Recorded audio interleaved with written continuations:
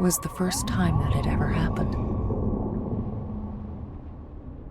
I touched the mirror and crossed over to the other side.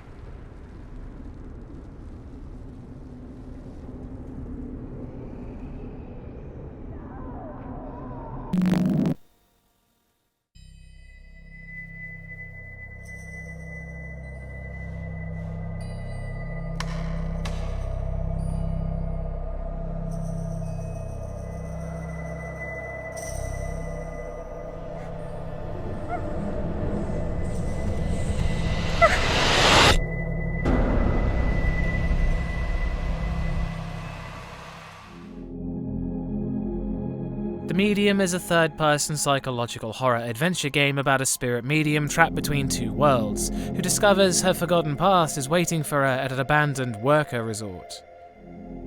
Atmosphere. The Medium is lonely.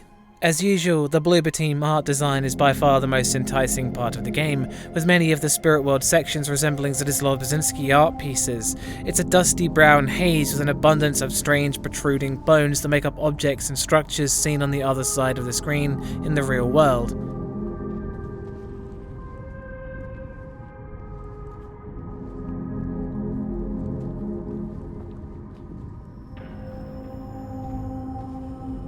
Personally, I would have preferred more sections in the Spirit World exclusively, since cutting the screen in half made the art design harder to see. The game leans on the music a lot, and it does a great job making parts of it feel more atmospheric, with the prominent feeling just being sadness. The game doesn't manage to generate any dread or evoke a feeling of eeriness for the majority of its short runtime. There's a lot of slow, intense cutscenes and walking sequences across ruined lands, and they're again atmospheric, but it feels surface level somehow, like it doesn't go any deeper than just the art design, pacing, and music. The game has a major problem with immersion. There's so little interactivity with the environments that it doesn't feel like you're really there for a lot of the experience, and its linear nature, thanks to the puzzles and game progression, don't help either. It goes through sections very quickly with nothing to bridge between puzzles and cutscenes, and as stated, the game isn't that long, and boredom was something I experienced a lot whilst playing. The feeling of sadness doesn't really go away, but there's not much else in there either. It is undoubtedly atmospheric, but it feels like style over substance. That's one Harry Mason.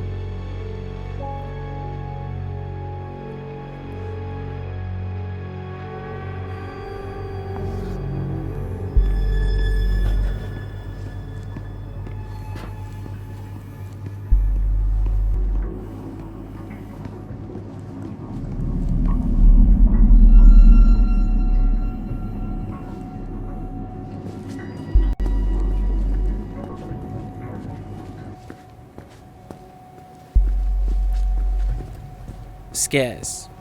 The game has a few jump scares and chase sequences, and most of them didn't really hit the mark with me. There's some decently executed ones in the early game, but as it went on it felt more like things should have been scary but just didn't have any impact. The chase sequences especially are so linear that it feels impossible to get them wrong.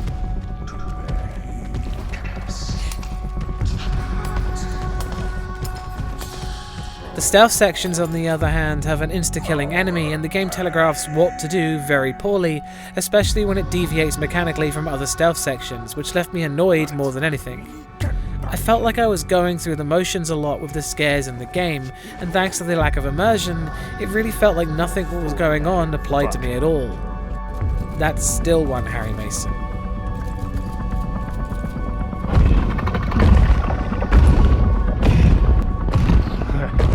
Can't get me up here, can you?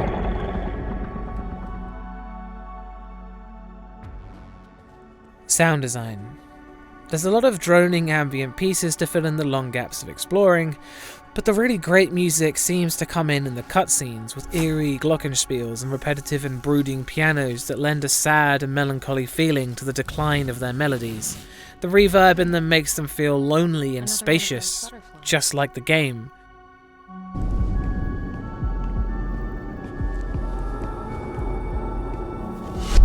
There's a great deal of dramatic tracks that almost break into post-rock in their majesty, and it really helps the art design and the atmosphere.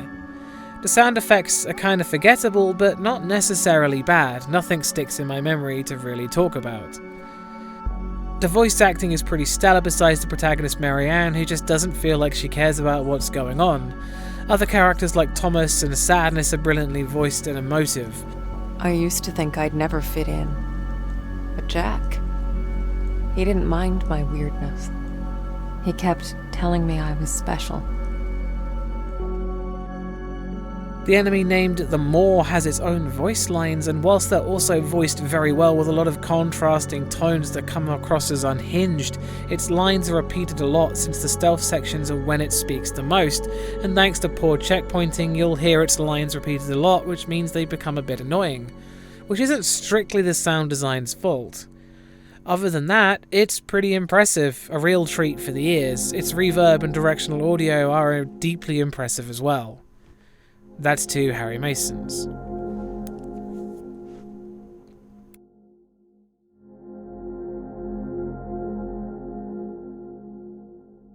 Gore.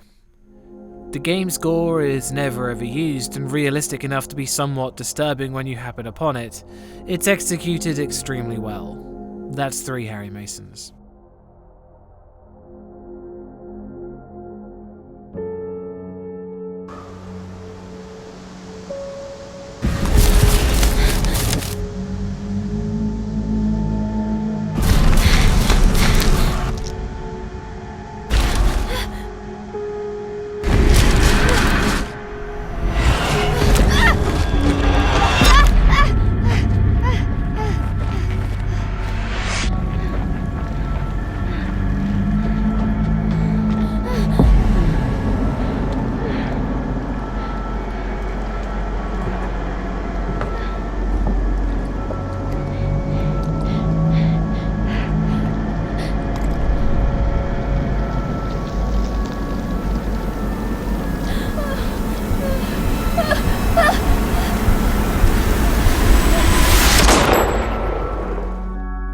Story.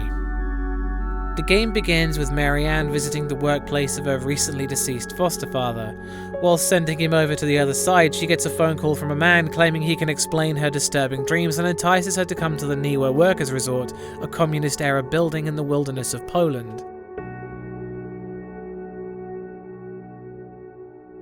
The early game is interesting as things are established with what I thought was going to be an exploration into the lives of people at Niwa, but the deeper I went, the less the story managed to grip me, and a lot of the game was spent teasing who characters were to Marianne, which in my opinion it was fairly obvious who they were to her. It also uses child abuse as a means to an end, and that just felt awkward to be trivialized like that. The rest of it is kind of unfulfilling, with Marianne herself explaining to you the symbolism of the spirit world and the diary entries dancing around the obvious forever without ever actually saying it. The ending seemingly came out of nowhere with a justification so flimsy that it felt like a last-minute decision. The story started quite well and eventually became mundane, which is immensely disappointing. Making the final score 3 out of 5 Harry Masons. Personally, I found the game boring. The lack of immersion really dragged me out of the moments and made the game hard to focus on since it was purposely slow to be atmospheric. The puzzles were not interesting and the gameplay felt meek and tedious. It felt unfinished, like there was meant to be more to it, but wasn't. Again, I'd like to remind you this whole thing is down to my opinion in horror games. If you don't share this opinion, then that's cool, I get it.